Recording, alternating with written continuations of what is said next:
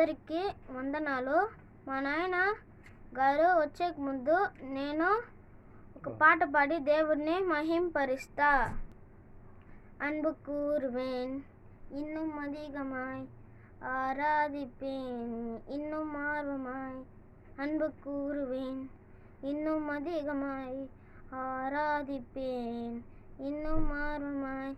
முழு உள்ளத்தோடு ஆராதிப்பேன், முழு பலத்தோடு அன்பு கூறுவேன். ஆராதனை ஆராதனை ஆராதனை ஆராதனை, ஓ ஆராதனை ஆராதனை ஆராதனை ஆராதனை. எபினேசரே எபினேசரே, இதுவரையில் உதவினீரே.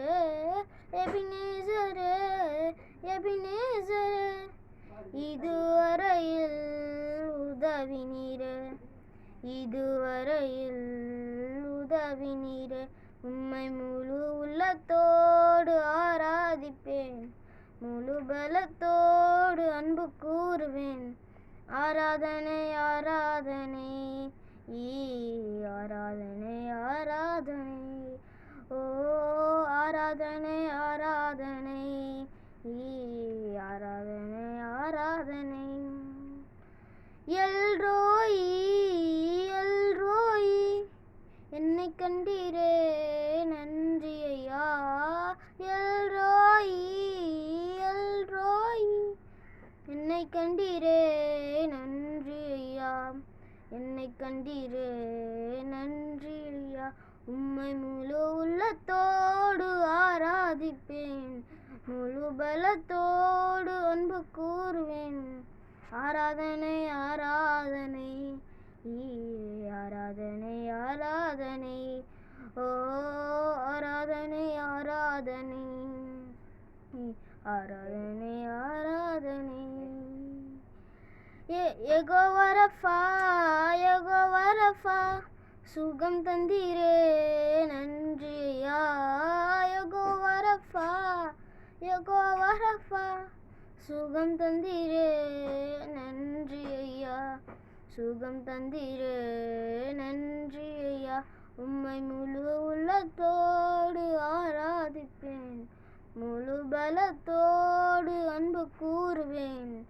ஆராதனை ஆராதனை ஆராதனை ஆராதனை, ஓ ஆராதனை ஆராதனை ஆராதனை ஆராதனை.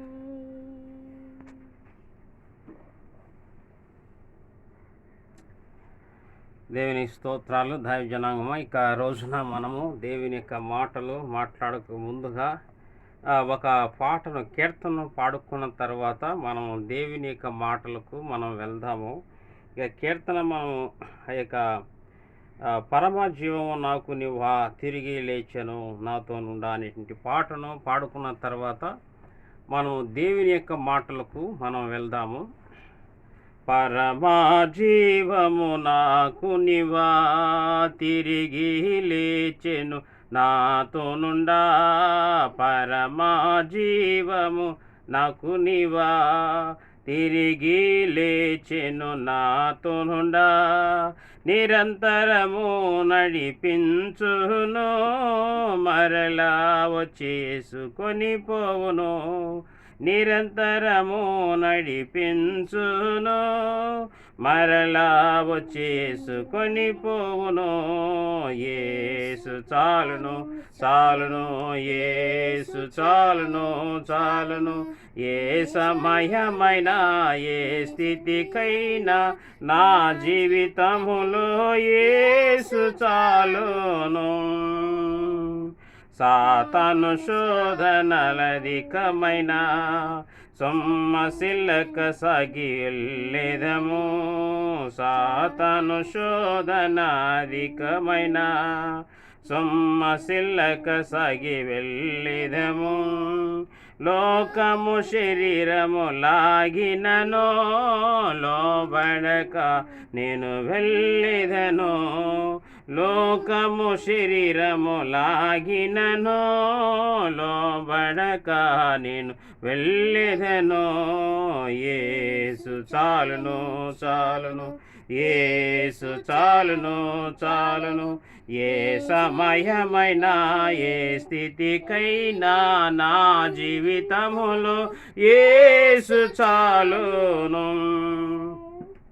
పాచిక బయలల్లో పరుండజేయున్ శాంతి జలమ చెంత నడిపించును. పాచిక బయలల్లో పరుండజేయున్ శాంతి జలము చెంత నడిపించును. అనిశము ప్రాణము తృప్తిపరచేన్ మరణలో ఎలు నన్ను కాపాడును. అనిశము ప్రాణము తృప్తిపరచన్ మరణలో ఎలు నన్ను కాపాడును. యేసు చాలును చాలును, యేసు చాలును చాలును. ఏ సమయమైనా ఏ స్థితికైనా నా జీవితములో యేసు చాలును. నరులెల్లరూ నన్ను విడచినను, శరీరము కృళ్ళి కృషించినను. నరులెల్లరూ నన్ను విడచినను, శరీరము కృళ్ళి కృషించినను. హరించినన్న ఐశ్వర్యము విరోధి వలె నన్ను విడచినను. హరించినన్న ఐశ్వర్యము విరోధి వలె నన్ను విడచినను. యేసు చాలును చాలును, యేసు చాలును చాలును. ఏ సమయమైనా ఏ స్థితికైనా నా జీవితములో యేసు చాలును. నా జీవితములో యేసు చాలును. దేవుని పరిశుద్ధ నామానికి స్తోత్రాలు. దేవుని యొక్క మాటలు మనము దేవుని యొక్క వాక్యములో నుండి మనము చూసుకుందాము ఈ రోజున. ఇక దేవుని యొక్క మాటలు మనము చదువుకునేటి పాఠ్య భాగము మనము జీవపు గ్రంథమందు చూసినట్లయితే అది మొదటి కొరింథీయులకి రాసినటువంటి పత్రిక. అపోస్తులైన పౌలు గారు మొదటి కొరింథీయులకి రాసినటువంటి పత్రిక 15వ అధ్యాయము 32వ వచనం నుండి మనము ధ్యానించుకుందాం.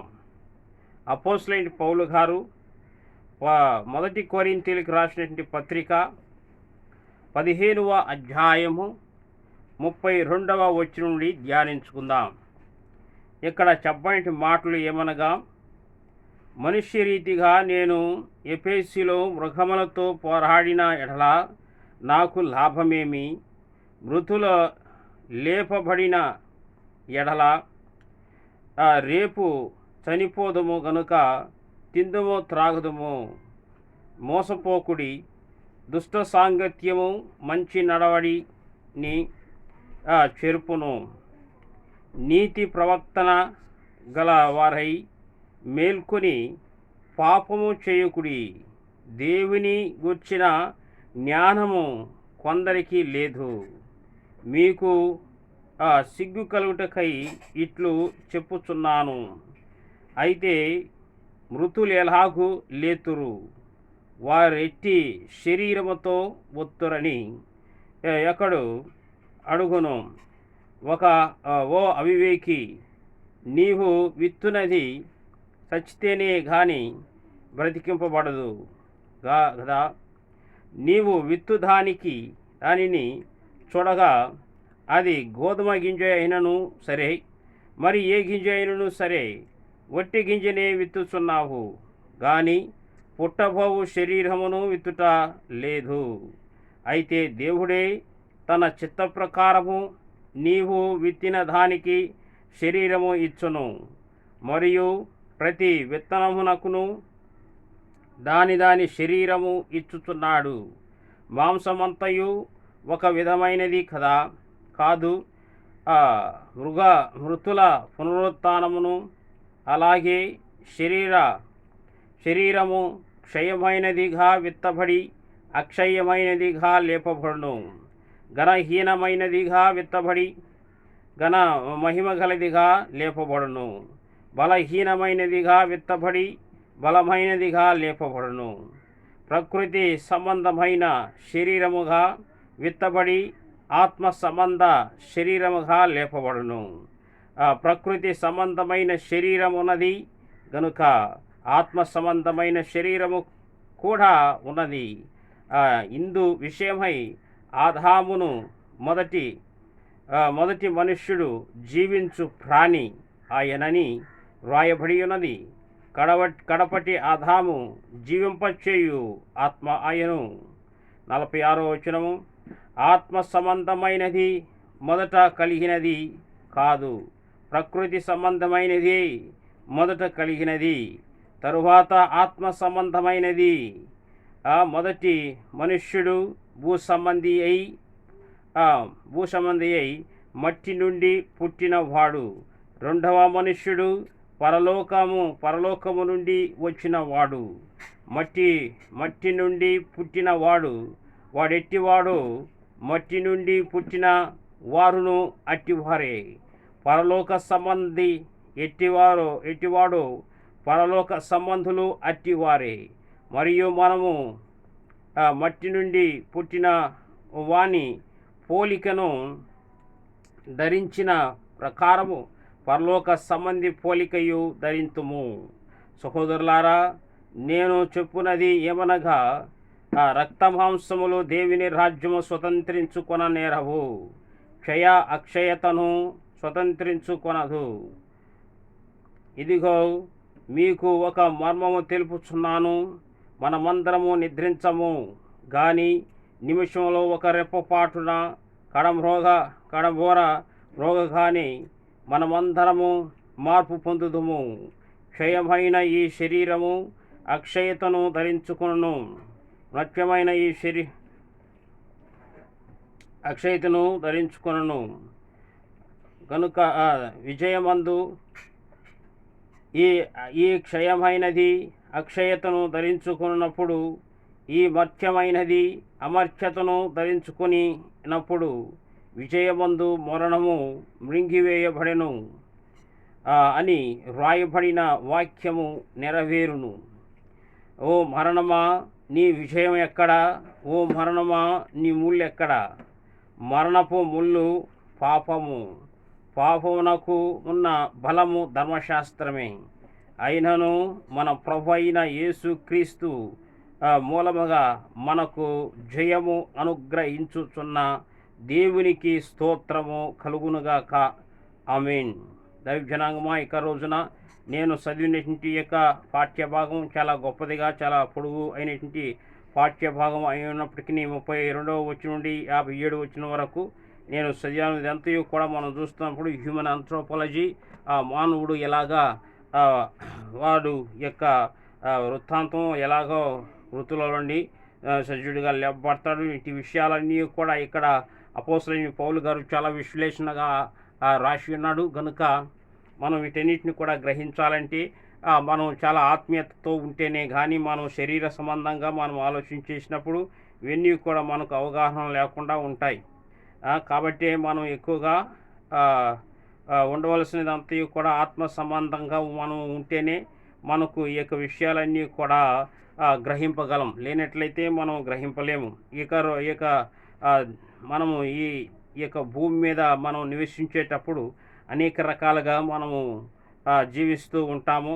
అంటే మనం పుట్టినప్పటి నుండి పెరిగేంత వరకు కూడా మన యొక్క తల్లిదండ్రులు మనల్ని ఎంతోగా పెంచి పెంపారింప చేసి గొప్పగా ముద్దులుగా పెంపారింప చేసి చదువుల్లోనూ మరియు విద్యలోనూ ఇంకనూ ప్రతి విధమైన ఇక నైపుణ్యత మనకు అనుగ్రహించి పెంచి పెద్దవారిని చేసి ఉంటారు. కానీ మనము పెరగంగా అనేక రకాలుగా లోకానుసారంగా వెళ్ళిపోయి లోకానుసారంగా మనం జీవించు మరియు కూడా ఆ యొక్క ఎక్కువగా మనం సంపాదించాలని, మంచి గృహాలు కట్టుకోవాలని, మంచి డబ్బు సంపాదించుకోవాలని, మంచి బంగ్లాలలో ఉండాలని, మంచి కార్లు మనకు సంపాదించుకోవాలని, ఇవన్నీ కూడా మనకు ఉన్నాయి. అది మంచిదే మన జీవితంలో. అయితే మనం ఒకటి మనం ఆలోచన చేయాలి.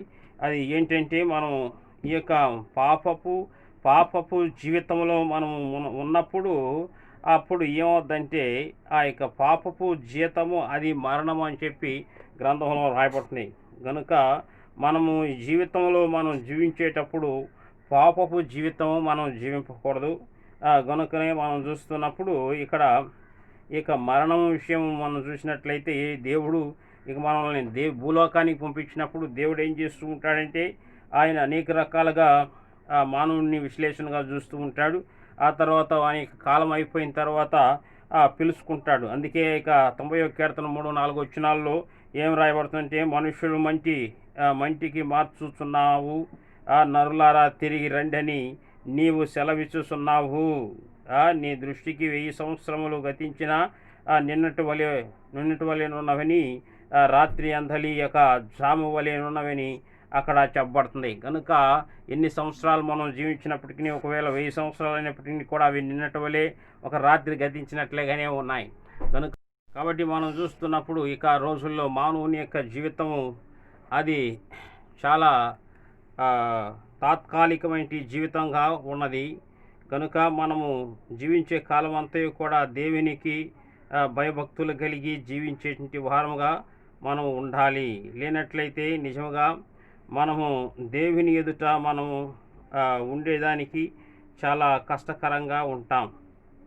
ఇక్కడ చూస్తున్నప్పుడు బైబిల్ గ్రంథమందు అనేక రకాలైన మాటలు ఇక్కడ మనం ధ్యానించుకుంటూ ఉంటాము. మనం శాశ్వత కాలమందు మనం బ్రతకాలని చెప్పి ఎంతో విధముగా మనము ఆలోచన చేస్తూ ఉంటాము. అది మంచిదే. అయితే చాలా కాలం మనం బ్రతకాలంటే దేవుళ్ళో ఉండుటయే మనకు చాలా కాలం బ్రతుకుట. లేనట్లయితే మనం చాలా కాలం బ్రతకలేదు. ఈ లోకంలో ఏ నరుడు పుట్టినప్పటికీ కూడా ఆ నరుడు మరలా దేవుని సన్నిధానానికి వెళ్ళవలసిందే. ఎందుకంటే మనం చూస్తున్నప్పుడు ఈ యొక్క కీర్తనల గ్రంథము 89వ కీర్తన 48వ వచనమందు ఏం రాయబడుతుందంటే, మరణము చూడక బ్రతుకు నరుడెవడు అంటున్నాడు.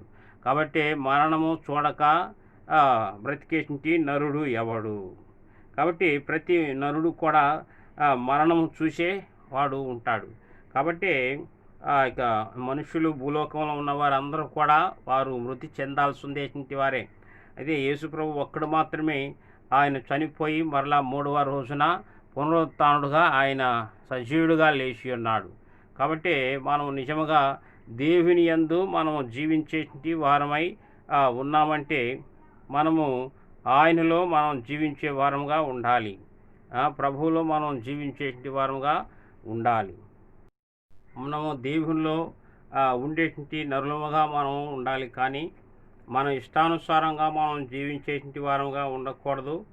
ఎందుకంటే మనం చూస్తున్నప్పుడు మన ఇష్టానుసారంగా మనం జీవించినట్లయితే గ్రంథంలో చెప్పేటువంటి మాటలు మనం చూసినట్లయితే ఏం రాయబడుతుందంటే, ఏలయనగా పాపపు వలన వచ్చు జీతము, పాపం వలన వచ్చు జీతము మరణము. అయితే దేవుని కృపాభరము మన ప్రభువైన యేసుక్రీస్తు యందు నిత్య జీవము అని చెప్పి రాయబడుతున్నాయి. కనుక మనకు పాపం వల్ల వచ్చేటువంటి జీతము అది ఏంటంటే మరణం అయి ఉంది. కాబట్టి ఈ నరుడు ఎవరు ఈ లోకంలో పుట్టినప్పటికీ వారు పాపము చేసి బ్రతికినట్లయితే నిజముగా వారు మరణిస్తారు. వారు జీవంతంగా ఉండాలి అన్నప్పుడు వారు దేవునిలో ఉండేటువంటి జనాంగంగా ఉండాలి. కనుక పాపపు జీతము మరణము అని చెప్పి గ్రంథము బాగా తేటతెల్లనిగా రాయబడుతుంది. కనుక ఎవరు పాపం చేసినా కూడా వారు మరణించవలసినటువంటి వారై ఉన్నారు. యాకోబు పత్రిక 1వ అధ్యాయము 15వ వచనమందు ఏం రాయబడుతుందంటే, మనం భూలోకంలో ఉండేటప్పుడు దురాశ కలిగి ఉంటాం. కనుక ఆ విషయం ఏం రాయబడుతుందంటే, దురాశ గర్భము ధరించి మనకు ఉండేటువంటి దురాశలు, అనేక రకాలైన ఆశలు మన జీవితంలో ఉంటాయి. నేను సంపాదించుకోవాలా, నేను డబ్బు సంపాదించుకోవాలా, నేను ఇల్లుని ఆక్రమించుకోవాలా, నేను అనేక రకాలుగా అందరికంటే టాప్గా ఉండాలా, నేను మంచి ఉద్యోగాలు సంపాదించుకోవాలా అనేటువంటివన్నీ కూడా అవి మాత్రమే కాకుండా లోక ఆశలన్నీ కూడా ఉన్నాయి. మనం కంటితో చూసేటువంటివన్నీ కూడా కావాలని మనం ఉప్పొంగేటువంటి విధానముగా మనం గొప్పవారం ఉండాలని చెప్పి మనం అనేక రకాలుగా చూస్తూ ఉంటాం. కానీ ఇక్కడ లేఖనం ఏం చెప్తుందంటే అదంతయు కూడా దురాశ, ఆశ కాదు దురాశ. కాబట్టి దురాశ, ఈ యొక్క దురాశ వలన వచ్చేటువంటిది ఏంటంటే గర్భము ధరించి పాపమును కనును అంటున్నాడు. కాబట్టి పాపమని అది దురాశను గర్భము ధరించి పాపమును కనుక పాపము పరిపక్వమై, చూసారా, పాపం కంటది. తర్వాత పాపం ఏమవుతుంది, పరిపక్వం అవుతుంది. పాపము పరిపక్వమై మరణమును కనును. కాబట్టి దైవజనాంగము మనం చాలా జాగ్రత్తగా ఉండాలి. ఆ పాపము ఏమవుతుంది, అది పరిపక్వమై మరణము కంటది. కాబట్టి మనం ఎలాగా ఈ రోజున జీవిస్తున్నాం, మనం మరణంలో ఉన్నామా లేకపోతే పాపంలో మనం దేవునిలో ఉన్నామా అనేటువంటిది ముఖ్యమైన క్వశ్చన్ అన్నమాట. అయితే మనం దేవునిలో ఉండి నీతిమంతంగా ఉండి మనం జీవించినట్లయితే అక్కడ ఏం రాయబడుతుందంటే, ఇక యెషయా గ్రంథము 53వ అధ్యాయంలో ఆ యొక్క నీతిమంతుడేంటి యేసు ప్రభువుని గురించి అక్కడ రాయబడుతుంది. ఏమని రాయబడుతుంది, కావున గొప్పవారితో నేను అతనికి పాలు పంచిపెట్టెదను, గనులతో కలిసి అతడు కొల్ల సొమ్ము విభాగించు కొనను. ఎలయనగా మరణము నొందునట్లు అతడు తన ప్రాణమును ధారపోసెను.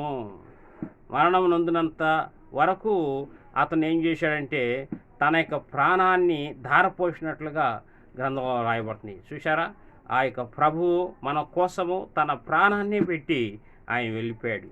అతిక్రమమును చేయువారిలో ఎంచబడిన వాడాయను, అనేకుల పాపమును భరించుచు తిరుగుబాటు చేసిన వారిని గూర్చి జ్ఞాపకము చేశాను. చూసారా, కాబట్టి ఆ ప్రభువు అంతగా ఆయన ప్రాణాన్ని ఆయన త్యాగం చేసి, మన కోసము ఆయన త్యాగం చేసి ఆయన పరలోకానికి వెళ్ళిపోయాడు. కనుక ఆయన లాగా మన ప్రభువైన యేసుక్రీస్తు ఆయన ఎవరై ఉన్నాడంటే ఆయనే నిజమైన దేవుడై ఉన్నాడు, ఆయన నీతిమంతుడైనాడు. కనుక మనము అలాగా నీతిమంతములో మనము జీవించాలి, మనము నీతిపరులుగా మనము జీవించాలి, మనము ఆయనలో మనం జీవించాలి. కనుక మనం ఆయనలో జీవించినప్పుడు మనకు ఆ యొక్క నీతి అన్నది మనకు వస్తుంది. అందుకే మనం చూస్తున్నప్పుడు మనం భక్తి జీవితంలో జీవించినప్పుడు ఆ యొక్క భక్తి జీవితంలో ఉండేటువంటి వారు యొక్క మరణము ఎలా ఉంటుంది అని చెప్పి మనం చూస్తున్నప్పుడు ఇక ఆ కీర్తన గ్రంథము 116వ కీర్తన 15వ వచనంలో ఏం రాయబడుతుంది, యెహోవా భక్తుల మరణము ఆయన దృష్టికి విలువ గలది అంటున్నాడు. ఎవరి దృష్టికి, దేవుని దృష్టికి భక్తుల యొక్క మరణము ఆయన దృష్టికి అది విలువ కలిగినటువంటి మరణముగా ఉంటూ ఉన్నది. కనుక మనము జీవించే కాలములలో మనము దేవునికి భక్తి కలిగిన జనాంగముగా మనం జీవించాలి, దురాశలతో కాదు. అది దురాశ ఏమవుద్ది, అది దుఃఖమునకు చేటై మారిపోద్ది. మాత్రమే కాకుండా ఇంకను మనము చూస్తున్నప్పుడు ఇక సామెతల గ్రంథము 8వ అధ్యాయం 36వ వచనమందు ఏం రాయబడుతుందంటే, నన్ను కనుగొనని వాడు తనకే హాని చేసుకొనును, నాయందు అసహ్యపడు వారందరూ మరణమును స్నేహించుదురు అంటున్నాడు. కాబట్టి దేవుని యందు మనము ఉండాలి. లేనట్లయితే ఆయనని మనం అసహించుకున్నట్లయితే ఆ దేవుని యొక్క మాటలు వినకుండా మన ఇష్టానుసారంగా జీవించి మనం దేవుని యొక్క అడుగుజాడలను నడవకుండా ఉన్నట్లయితే మనం మరణానికి స్నేహితులం అవుతున్నాం, మరణానికి మనం ఫ్రెండ్ చేసుకుంటున్నాం. కనుక మనం ఎలాగ ఉన్నామో అనేది మనం ఆలోచన చేయాలి. మనం దేవునికి దగ్గరగా ఉన్నామా లేకపోతే మరణానికి మనం స్నేహితులుగా ఉన్నామా అనేది ఆలోచన చేయాలి. ఇంకా మనం చూస్తున్నప్పుడు సామెతల గ్రంథం 11వ అధ్యాయం 4వ వచనంలో ఏం రాయబడుతుందంటే ఉగ్రత దినమందు ఆస్తి అక్కరకు రాదు. చూసారా, ఉగ్రత దినము మనం చాలా కష్టంతోనూ శ్రమతోనూ దుఃఖముతోనూ వ్యాధులతోనూ వ్యసనతతోనూ ఉండేటువంటి ఈ యొక్క ఉగ్రత దినమందు మనకు ఆస్తి అనేది అక్కడికి రాదు. కానీ నీతి మరణము నుండి మనల్ని రక్షిస్తుంది. కాబట్టి మనం నీతిమంతులుగా తయారు కావాలి. మనం భక్తివంతులు, మనం భక్తితో జీవించాలి, మనం విశ్వాసంలో జీవించాలి. అది చాలా ముఖ్యమైనది. ఇంకను మనం చూస్తున్నప్పుడు ఓసారి మనము గద్దెంపుకి భయపడము. ఒక్కొక్కసారి మనం పాపం చేసినప్పుడు, మన అక్రమంలోనూ దుర్నీతితో ఉన్నప్పుడు మనల్ని గద్దిస్తే మనకు అవ్వదు. అయితే ఆ యొక్క విషయాలు చూస్తూ ఉన్నప్పుడు ఈ యొక్క సామెతల గ్రంథం 15వ అధ్యాయం 10వ వచనంలో ఏం రాయబడుతుందంటే మార్గము విడిచిన వానికి కఠిన శిక్ష కలుగును. గద్దింపును ద్వేషించు వారు మరణము నొందుదురు అంటున్నాడు. కాబట్టి గద్దింపు మనం ఎప్పుడైతే యాక్సెప్ట్ చేస్తామో, మనల్ని ఎవరైనా తిట్టారా పెద్దోళ్ళు, మంచిది, నాకు మంచికే చెప్తున్నారు వీళ్ళు, కానీ నన్ను పడగొట్టే కాదు అనేటువంటి ఒక నమ్మకము మనలోనికి రావాలి. లేనట్లయితే నిజంగా నన్ను పడగొట్టేకే అని చెప్పి అనుకున్నట్లయితే, నిన్ను పడగొట్టే కాదు, నిన్ను గొప్ప చేసేకని పెద్దవారు అలాగ నిన్ను అరుస్తారు. కాబట్టి నీవు ఏం చేయాలి? నీవు దాన్ని సహించాలి, దాని ప్రకారంగా మార్పులోనికి రావాలి. కానీ గద్దింపును నీవు ద్వేషించావంటే నీవు మరణంలో దిగుచూ ఉన్నావని అర్థం ఇస్తూ ఉంది. మాత్రమే కాకుండా మన సొంత మార్గాలు మనం స్వయంగా మన ఇష్టానుసారంగా జీవించేటువంటిది. సామెతల గ్రంథం 16వ అధ్యాయం 25వ వచనంలో ఏం రాయబడుతుందంటే, ఒకని మార్గము వాని దృష్టికి యథార్థముగా కనబడును. అంటే నేను చేసేవన్నీ కూడా మంచి అని చెప్పి నువ్వు అనుకుంటావు, కానీ అవి మంచివి కాదు, కనబడును. అయినను తుదకు అది మరణమునకు చేరును. అది ఎక్కడికి చేరుస్తుందంటే మరణానికి దారితీస్తుంది.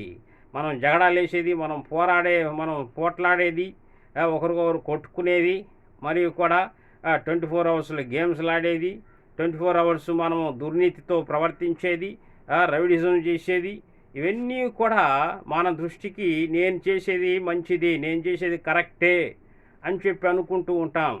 కానీ అది ఎక్కడికి దారి తీస్తుందంటే అది మరణానికి. పాపపు జీతం ఏంటంటే మరణమై ఉన్నది.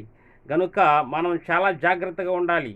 అది ఎవరికైనాను సరే ఈ లోకంలో మనం చాలా జాగ్రత్తగా ఉండి మనము మరణములకు వెళ్ళుట మనము ప్రయత్నం చేయకూడదు. కానీ మనం దేవుని యొద్దకు వెళ్ళాలి అంటే దేవుని స్నేహించాలి. దేవుని యొక్క అడుగు జాడల్లో మనం నడిచే వారముగా ఉండాలి. మన యొక్క సొంత బుద్ధి, మన యొక్క నేనే అనేది, నా ఇష్ట ప్రకారంగా నేను జీవించాలా అనేది కాదు, కానీ దేవుని ఇష్ట ప్రకారంగా నేను జీవించాలి, నా తల్లిదండ్రుల యొక్క ఇష్ట ప్రకారం జీవించాలి అనేటువంటి దృక్పథంతో మనం నడవాలి. అప్పుడు నిజంగా జీవము పునరుత్థానంలో మనం ఉంటాం.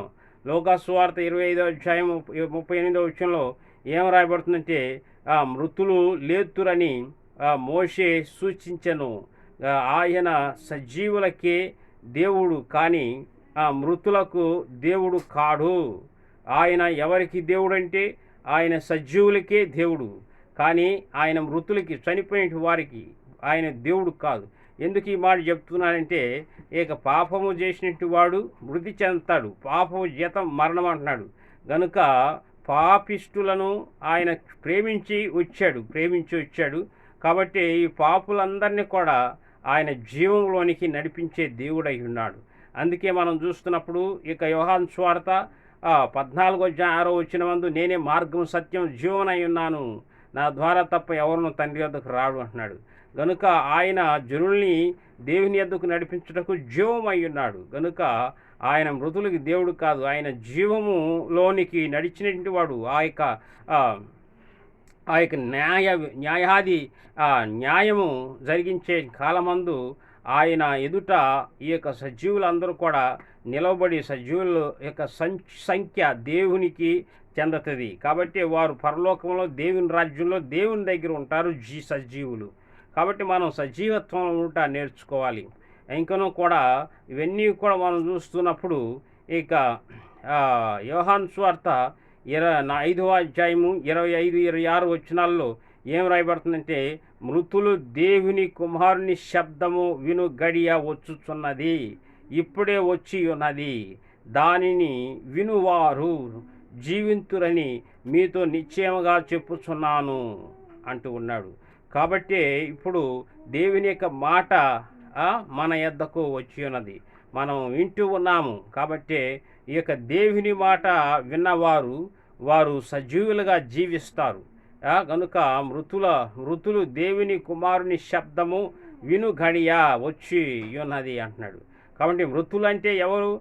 దేవుని మాట వినకుండా పాపములో ఉండి పాపపు జీతం మరణములో జీవించేవారు, పాపపు జీతము మరణంలో ఉండేవారు, వీరందరూ కూడా మృతులు అన్నమాట. కాబట్టి వారు ఇక రోమిలకు రాసిన పత్రికలో కూడా ఆ మాట రాయబడుతుంది. 8వ అధ్యాయం 5వ వచనంలో, ఈ యొక్క లోకానుసారమైన మనస్సుతో కలిగి ఉండే వాళ్ళు మృతులు, వారు చనిపోయిన వారితో సమానమే అంటున్నాడు. జీవించినా కూడా చనిపోయిన వారితో సమానమే అంటూ ఉన్నాడు. కాబట్టి ఇలాంటి వారు దేవుని యొక్క మాట విని ఆయన యొక్క అడుగు జాడల్లో నడిచిన వాడు జీవిస్తారు, చనిపోరు, వారు జీవిస్తారు. అంటే చనిపోరంటే ఇక దేహం మొన్నైనది మంటికి వెళ్ళిపోద్ది, కానీ ఈ యొక్క దేవుని యొక్క ఆత్మ దేవుని సన్నిధానంలో జీవిస్తుంది యుగాయుగముగా. కనుక మనం దైవ జనాంగమా దేవుని యొక్క మాట విని జీవించేటువంటి వారముగా ఉండాలి. కనుక నిశ్చయముగా చెప్తున్నాను అంటున్నాడు. కనుక నిశ్చయముగా చెప్పుచున్నాను అంటూ ఉన్నాడు. జీవితురని నిశ్చయముగా చెప్తున్నాను. దేవుని యొక్క మాటను వారు నిశ్చయముగా జీవిస్తారు అని చెప్పి దేవుని యొక్క గ్రంథము చెప్తూ ఉంది. మాత్రమే కాకుండా 26వ వచనంలో, యోహాను సువార్త 5వ అధ్యాయం 26వ వచనంలో ఏం రాయబడుతుందంటే, తండ్రి ఎలాగూ తనంతట తానే జీవం గలవాడై ఉన్నాడో అలాగే కుమారుడును తనంతట తానే జీవం గలవాడై ఉండుటకు కుమారునికి అధికారము అనుగ్రహించను అని చెప్పి రాయబడుతున్నాయి. కనుక దైవ జనాంగమా మనం చూస్తున్నప్పుడు ఆయన యొక్క అడుగు జాడల్లో మనం నడుచుటకు మనం ప్రయత్నించాలి. ఆయన మాట ఒకవేళ మనము మరణాంధకారంలో ఉన్నప్పుడు ఆయన మాట వినుటకు మనం సిద్ధపడాలి, మనం వేగరపడాలి. అప్పుడు నిజంగా మరణాంధకారంలో ఉన్నప్పటికీ కూడా ఆయన మనల్ని జీవంలోనికి దాటిస్తాడు, మనల్ని బాగు చేసే దేవుడై ఉన్నాడు. అందుకే యోహాను సువార్త 11వ అధ్యాయం 25వ వచనంలో ఏం రాయబడుతుంది, నేనే పునరుత్థానం జీవనై ఉన్నాను, నా యందు విశ్వాసం ఉంచువాడు చనిపోయినను మరలా బ్రతుకుతాడు అని చెప్పి గ్రంథంలో రాయబడుతుంది. గనుక మనము ఒకవేళ ఇంతవరకు పాపంతో మునిగిపోయి చనిపోయింటి పరిస్థితుల్లో ఉన్నప్పటికీ కూడా ఆయన మాట విని ఆయన యందు విశ్వాసం ఉంచిన ఎడల నిజముగా మనము చనిపోయినను బ్రతకతాము అని చెప్పి బైబిల్ గ్రంథంలో సెలవిస్తూ ఉన్నది. దైవ జనాంగం మరణానికి పాత్రులమైనటువంటి మనమందరం కూడా ఈ రోజున బ్రతకమని చెప్పి యేసుప్రభువు చెప్తున్నాడు, కానీ సావుమని చెప్పలేదు. కాబట్టి దైవ జనాంగమా మనము సావునకు గురి కాకుండా మనము సావులో నుండి విడుదల పొందుటకు మనము చాలా వేగిరపడాలి. అందుకే మనము చూస్తున్నప్పుడు యేసు ప్రభు మన కోసము తన యొక్క ప్రాణాన్ని అప్పగించుకున్నాడు, తన జీవితం అంతటిని కూడా త్యాగం చేశాడు. గనుకనే ఆయన ఆ యొక్క మరణాన్ని ఓడించినట్లుగా మనకు చదవబడిన లేఖన భాగంలో ఆ యొక్క 1 కొరింథీయులకు రాసిన పత్రిక 15వ అధ్యాయంలో ఆ యొక్క మాటలు మనము ఎంతో బాగా చదువుకున్నాము. అక్కడ చెప్పిన మాటలు క్షయమైన ఈ శరీరము అంటూ ఉన్నాడు. క్షయమైన ఈ శరీరం అంటే మనము అది క్షయం అనేది అంటే కృషించిపోయేది, నశించిపోయేటువంటి శరీరము. ఈ యొక్క యేసు ప్రభు మనలో ఉన్నప్పుడు, ఆయన మాట మనలో ఉన్నప్పుడు మనం జీవించేటువంటి వారమే. కనుక ఈ యొక్క శరీరము అనేది క్షయమైపోద్ది. క్షయం అంటే అది క్షీణించిపోద్ది. కానీ ఆ యొక్క శరీరము చనిపోయినప్పుడు విత్తినప్పుడు అది అక్షయతను ధరించుకుంటుంది. చూడండి, అక్షయత అంటే అది చెడిపోని శరీరముగా అది లేస్తుంది. అంటే చెడిపోయేటువంటి శరీరము అది యేసు ప్రభువు ఉన్నప్పుడు, యేసు ప్రభువుని మనం ధరించుకున్నప్పుడు, యేసు ప్రభు మాట విన్నప్పుడు, యేసు ప్రభు యందు విశ్వాసం ఉన్నప్పుడు, మన శరీరము చనిపోయినప్పుడు దాన్ని పాతి పెట్టినప్పుడు అది క్షయమైనటువంటి శరీరము. ఈ క్షయమైన శరీరం ఏమవుద్దంటే అక్షయతను ధరించుకుంటుంది. అక్షయత అంటే చెడిపోకుండా ఎన్నటికీ యుగాయుగములు దేవునితో కూడా ఉండేటువంటి శరీరముతో లేస్తుంది అనమాట. అది 1 కొరింథీయులకు రాసిన పత్రిక 15వ అధ్యాయము 53వ వచనం నుండి ఆ యొక్క మాటలు నేను చదివాను. ఆ అక్షయతను కొనవలసి ఉన్నది. ఆ మర్త్యమైన ఈ శరీరము అమర్త్యతను ధరించుకొనవలసి ఉన్నది. చూడండి, కనుక అది క్షయమైన శరీరము, చెడిపోయేటువంటి శరీరము.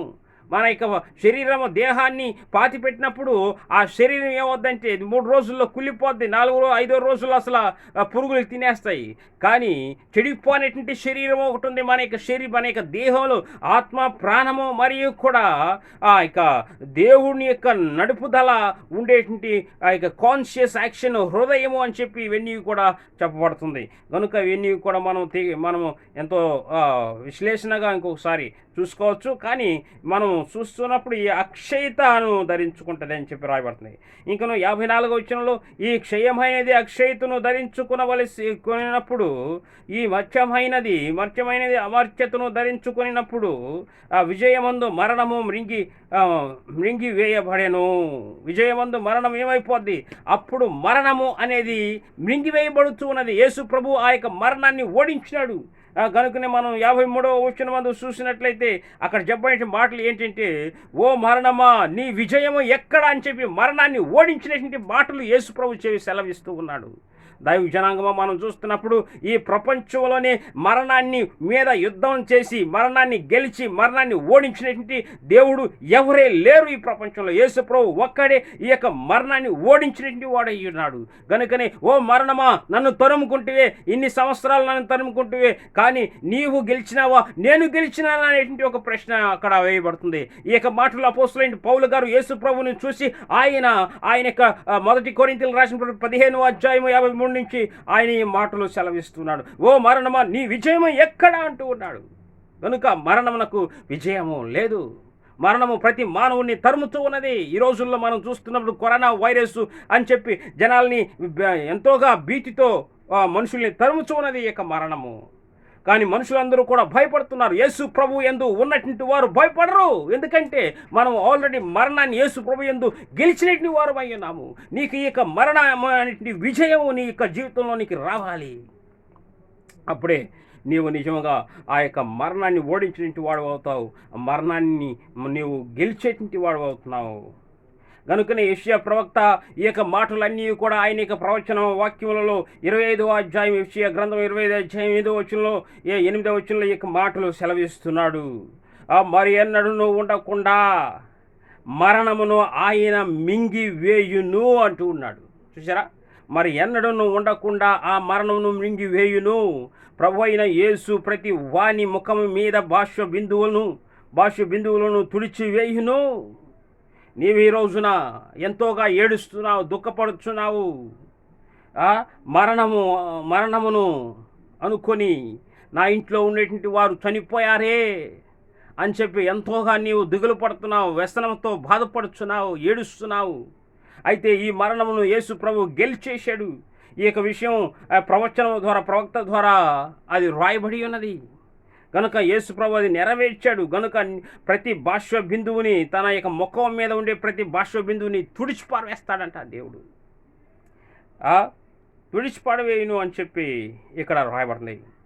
మాత్రమే కాకుండా మనం చూస్తున్నప్పుడు ఇదే మాటలు మనకు ఇక ప్రకటన గ్రంథం 21వ అధ్యాయం 1-4 వచనాల్లో కూడా ప్రతి బాష్య బిందువుని తుడిచివేస్తాను అని చెప్పినట్టు దేవుడు అలాగా జరిగిస్తాడు ఆ ప్రభువు మన జీవితంలో ఉండి. కనుకనే మనం చూస్తున్నప్పుడు ఇక ప్రకటన గ్రంథం 11వ అధ్యాయం 17వ వచనం నుండి చూసినట్లయితే, దేవుడు అయిన ప్రభువా, సర్వాధికారి, నీవు నీ మహాబలమును స్వీకరించి ఏలుచున్నావు గనుక మేము నీకు కృతజ్ఞతాస్తుతులు చెల్లించుచున్నాము అని చెప్పి అక్కడ రాయబడింది. ఎందుకంటే ఆయన గొప్పవాడు, ఆయన మరణాన్ని ఆయన గెలిచినటువంటి వాడు, ఆయన ఏలుతూ ఉన్నాడు ఆయన మహాబలంతో. మా యొక్క మరణాన్ని ఓడించినందువల్ల ఆయన మహాబలమును నువ్వు స్వీకరించి ఆయనను ఏం చేయాలి, ఆయనకి కృతజ్ఞతాస్తుతులు చెల్లించేటువంటి వారమై ఉన్నాము.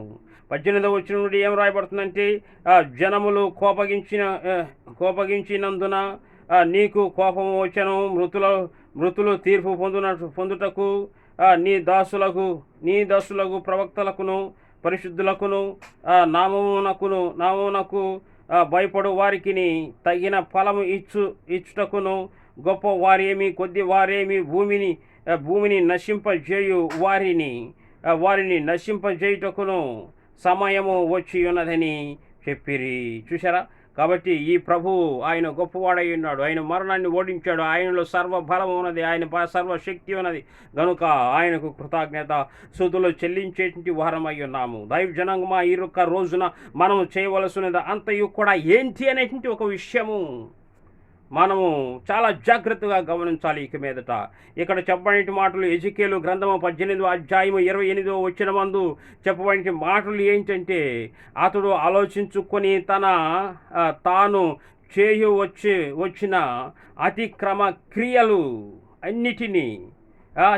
క్రియలన్నిటినీ చేయక మానెను గనుక అతడు మరణము నొందక అవశ్యముగా బ్రతుకును అంటూ ఉన్నాడు.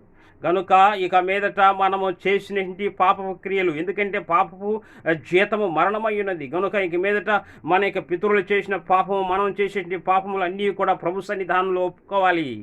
ఆయన చెంతపడి కన్నీళ్లు విరిచి నేను చేసినటువంటి పాపమును అన్నిటినీ కూడా క్షమించు ప్రభువా అని చెప్పి క్షమాపణ వేడుకోవాలి.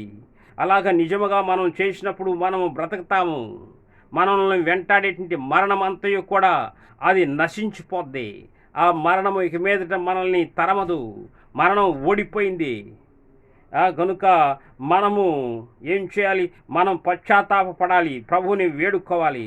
ఇంకను ఎజికేలు గ్రంథము ఇక ఈ 18వ అధ్యాయం 20వ వచనంలో కూడా ఏం రాయబడుతుంటే, పాపము చేయు వాడే మరణము నొందును, తండ్రి యొక్క దోషము శిక్షను కుమారుడు మోయట లేదని, కుమారుని దోషము శిక్ష తండ్రి మోయడు. నీతిపరునికే చెందును. ఎవరైతే నీతిగా ఉంటాడో వానికి నీతి చెందుతుంది, ఎవరైతే దుర్నీతితో బ్రతుకుతాడో వానికి దుర్నీతి కలుగును. కాబట్టి మనం ఇక మీదట పశ్చాత్తాపం పడాలి. మనం దేవుని ఎదుట ఆ యొక్క పాపములు ఒప్పుకునేటువంటి వారముగా ఉండాలి. కనుక సామెతల గ్రంథం 16వ అధ్యాయం 6వ వచనంలో చెప్పిన మాటలు, కృపా సత్యముల వలన దోషమునకు ప్రాయచిత్తము కలుగును, యెహోవా యందు భయభక్తులు కలిగి ఉండుట వలన మనుష్యులు చెడుతనము నుండి తొలగి పోవుదురు. చూసారా? కనుక పశ్చాత్తాపం పడి మనం యెహోవా యందు భయభక్తులు కలిగి జీవించినప్పుడు ఆ యొక్క చెడుతనము, చెడు మాటలు, చెడు ఆలోచన, చెడు తలంపులు, చెడు అన్నీ కూడా తొలగిపోతాయి. పాపము తొలగిపోద్ది, పాపము జీతం మరణం మన నుండి విడిచిపోద్ది, మనకు జీవము సజీవం వస్తుంది. కనుకనే మనం చూస్తున్నప్పుడు ఇక లోకాసువార్త 1వ అధ్యాయము 75వ వచనంలో కూడా చెప్పబడిన మాటలు, మనము శత్రువుల చేతి నుండి విడిపింపబడి, చూసారా? మన శత్రువు అనేటి సాతానుడు, మన శత్రువు అనేటి మరణము ఇది తరుముచు ఉంది, చంపడానికి తరుముచు ఉన్నది. కనుక ఈ యొక్క మరణము నుండి మనల్ని విడుదల చేయాలి. శత్రువు చేతుల నుండి విడిపింపబడి మన జీవిత కాలం అంతయు నిర్భయమై ఆయన సన్నిధిని పరిశుద్ధంగాను నీతిగాను ఆయనను సేవింపను అనుగ్రహించుటకును రక్షణ కలుగా చేశాను అంటున్నాడు. ఇక మీదట మనకు ఈ రక్షణ ఆయన కలుగు చేస్తూ ఉన్నాడు. గనుక మనము ఏం చేయాలి, ఆయనను మనం విడవక ఎడబాయిక మన యొక్క పాపములన్నీ కూడా ఒప్పుకొని ప్రాయశ్చిత్తం పొంది మనం ఆయన సన్నిధిలో ఎదగాలి. అప్పుడు మన శత్రువు మనల్ని విడిపిస్తాడు, మనల్ని తరమడు, మనకు జీవకాలము వస్తుంది. మనం నిర్భయలమై బ్రతుకుతాము, మనం పరిశుద్ధముగా నీతిగాను మనము బ్రతుకుతాము. దైవ జనాంగమా, ఇలాగా మనకు రక్షణ అనేది మన జీవితంలోనికి వచ్చేస్తాయి. దేవుని మాటను మనం వినాలి. మత్తయి సువార్త 15వ అధ్యాయము 4వ వచనంలో ఏం రాయబడుతుందంటే, తల్లిదండ్రులను గనపరచుమని తండ్రినైనను తల్లినైనను దూషించువాడు తప్పక మరణము పొందువలెనని దేవుడు సెలవిస్తున్నాడు. చూశారా? కనుక మనము తల్లిదండ్రుల్ని మనం ద్వేషించకూడదు, వారిని బాగా చూసుకోవాలి. అలాగా మనం వారిని ద్వేషించినట్లయితే మరణము వారిని వెంటాడుతుంది. అయితే మనం దేవుని యొక్క మాటకు మనం విధేయత చూపించేటువంటి వారముగా ఉండాలి. మత్తయి సువార్త 4వ అధ్యాయం 4వ వచనమందు అక్కడ ఏం రాయబడుతుందంటే, మనం అనేక సార్లు ఆహారానికి ప్రయత్నం చేస్తాం, కానీ ఆహారం వల్ల మనుషుడు జీవించుట లేదు, కానీ దేవుని నోటి నుండి వచ్చి ప్రతి మాట వల్లనే మనుషుడు జీవిస్తాడని చెప్పి మత్తయి 4:4, లూకా 4:4లలో ఆ యొక్క మాటలు రాయబడుతుంది. యోహాను సువార్త మన 5వ అధ్యాయం 25వ వచనమందు ఏం రాయబడుతుందంటే, నా మాట విని నన్ను పంపిన వాని యందు విశ్వాసం ఉంచువాడు నిత్య జీవము గలవాడు అంటున్నాడు. ఆయన యొక్క మాట విని మనము ఆయన చిత్తానుసారంగా ఆయన యందు విశ్వాసం ఉంచినట్లయితే మనము నిత్య జీవం గలవారం అయ్యి ఉంటాము. తీర్పులోనికి రాక మరణములో నుండి జీవములోనికి దాటి ఉన్నామని మీతో నిశ్చయముగా చెప్తున్నాను అంటూ ఉన్నాడు. గనుక దైవ జనాంగము మనము ఈ యొక్క మరణములో నుండి తప్పించుకోవాలి. అంటే ఆయన యొక్క మాట ప్రకారం మనం జీవించాలి. ఆయన యందు మనం విశ్వాసం ఉంచాలి. మన యొక్క పాపములన్నీ కూడా దేవుని ఎదుట మనం ఒప్పుకోవాలి. ఇక మీదట ఈ యొక్క పాపములు నేను చేయను ప్రభా అని చెప్పి ఒప్పుకున్నప్పుడు నిజముగా మనకు ఏమొస్తుందంటే ఆ యొక్క జీవ పునరుత్థానములు మన యొక్క జీవితంలోనే ప్రవేశపెడతాయి. ఒక చిన్న కథ నేను చెప్పేసి నేను ముగించేస్తాను. ఈ యొక్క లూకా సువార్త 16వ అధ్యాయంలో ఏం రాయబడుతుందంటే, ఒక ధనవంతుడి దగ్గర ఆ యొక్క లాజరు ఉన్నాడు. ఈ యొక్క లాజరు కింద పడేటువంటి ఆ యొక్క రొట్టె ముక్కలు తింటూ ఉన్నాడు. ఒక రోజున ఈ యొక్క లాజరు చనిపోతాడు. ఆయన వెళ్ళి అబ్రహాము రొమ్మును ఆనుకొని ఉంటాడు. అయితే మరలా ధనవంతుడు కూడా చనిపోయినప్పుడు ధనవంతుడు ఎక్కడికి పోతాడంటే నరకానికి వెళ్ళిపోతాడు. కాబట్టి ఆ యొక్క నరక వేదన పడి ఆ యొక్క ధనవంతుడు సావకుండా నరకములో వేదన పడుతూ ఆ లాజరును వచ్చి ఒక చిటుకు నీళ్ళతో కూడా వచ్చి ఆ యొక్క నీళ్లు నా నాలుక మీద వేయమంటే ఏమంటాడు, నీకు నాకు అబ్రహాము చెప్తున్నాడు, తండ్రి అయిన అబ్రహాము, నీకు వీరికి నాకు ఎంతో దూరము ఉన్నది. కనుక మనము ఈ లోకంలో జీవించేటప్పుడు మనం డబ్బు, ఆస్తి, ధనము ఇవన్నీ కాదు, కానీ మనం దరిద్రతలో ఉన్నా కూడా మనం దేవుణ్ణి వదలక దేవుని యొక్క అడుగు జాడల్లో నడిచేటువంటి వారు ఉన్నప్పుడు నిజంగా ఆ పరలోక రాజ్యం మనకు ప్రాప్తమవుతుంది.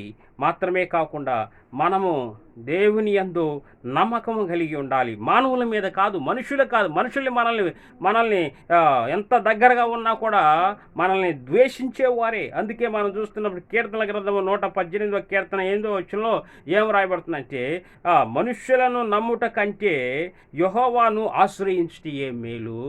చూశారా? మనము మనుషుల్ని నమ్ముట కంటే, మనుషులు మనల్ని ఉద్ధరిస్తారు, మనుషులు మనం కాపాడుతారు, మనుషులు మనకు తోడుగా ఉంటారు, మనుషులు మనకు బాడీగార్డ్గా ఉంటారు, మనుషులు కానీ ఉంటే రౌడీజం చేస్తారు, మనుషులు కానీ నాకు తోడుగా ఉంటే నా ప్రాపర్టీ నేను పొందుకుంటాను, మనుషులు కానీ నాతో గొడవ ఉంటే నా డబ్బు ఎవరు అపహరించుకోలేరు, మనుషులు కానీ నాకు తోడుగా ఉంటే నాకు ఉద్యోగం నాకు లభింపబడుతుంది అని చెప్పి మనం అనేక రకాలుగా మనుషుల్ని ఆధారం చేసుకుని ఉంటాం. కానీ మనుషులను నమ్ముట కంటే మనం ఎవరిని నమ్మాలి? యెహోవాను ఆశ్రయించుట మేలు అంటున్నాడు. మనుషుల మీదికి లేచినప్పుడు యెహోవా మనకు తోడయ్యుండును అని చెప్పి ఇక 124వ కీర్తన 1వ వచనంలో రాయబడుతుంది.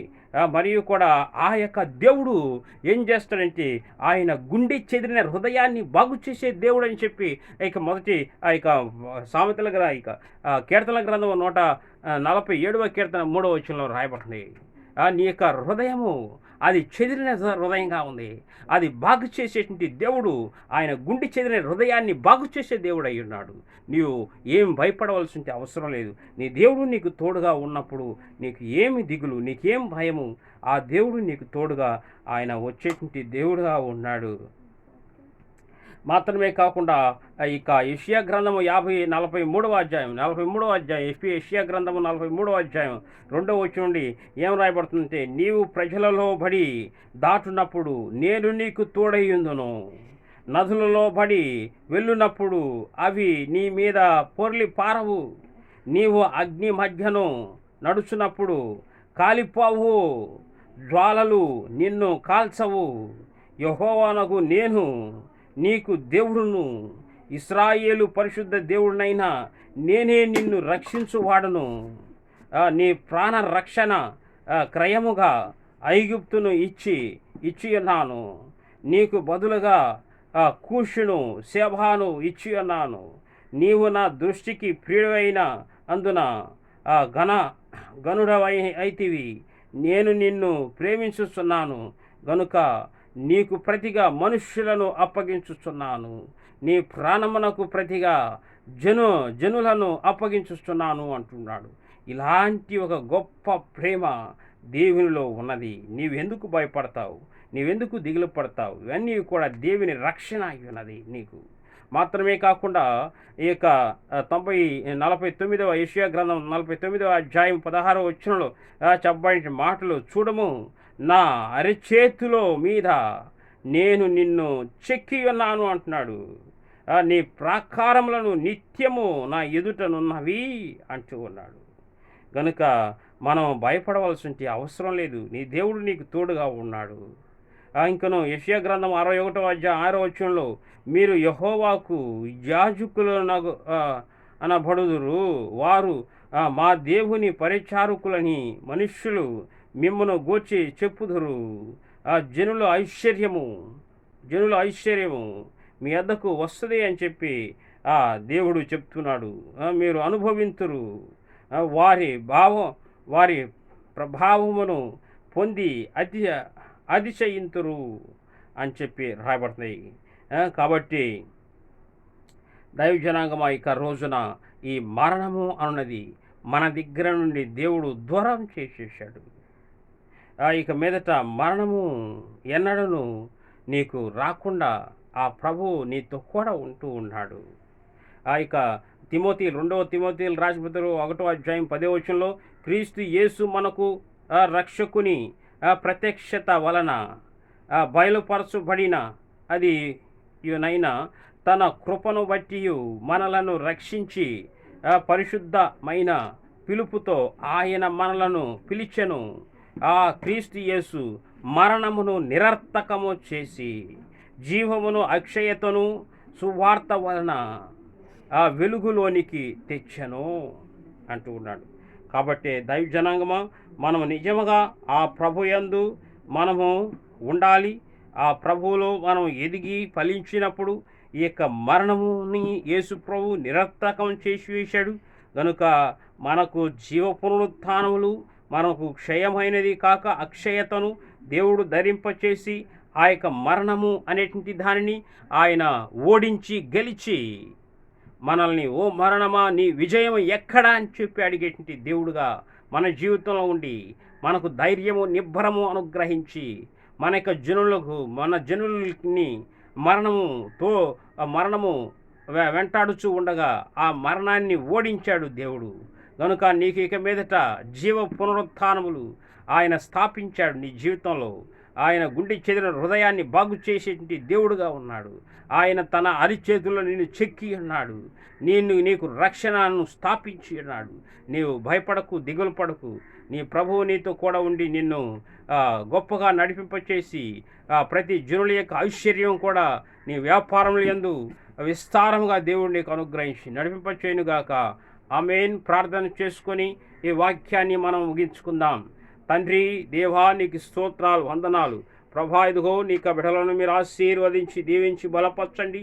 ప్రభా, ఇదిగో నా ప్రభా, వీరు అయా ఎంతోగా తండ్రి తన యొక్క గృహంలో తండ్రి అయా చనిపోయినటువంటి తన యొక్క ఆయా పితరులను గురించి వారు ఎంతోగా బాధపడుచు ఉండగా తండ్రి నీ శక్తిని బలమును ఆరోగ్యంలోకి అనుగ్రహింపచేసి కావలసిన ప్రభా ధైర్యమును ఓదార్పును మరియు కూడా వారికి కావలసిన ఆర్థిక సహాయాలు మరియు కూడా ఆరోగ్యములు అనుగ్రహించి మరణాంధకారంలో నుండి తండ్రి దాటింపచేసి జీవము పునరుత్థానం వారికి అనుగ్రహింపచేయమని శోధను తొలగించమని యేసు పరిశుద్ధమైన నామములో అడుగుతున్నాను తండ్రి.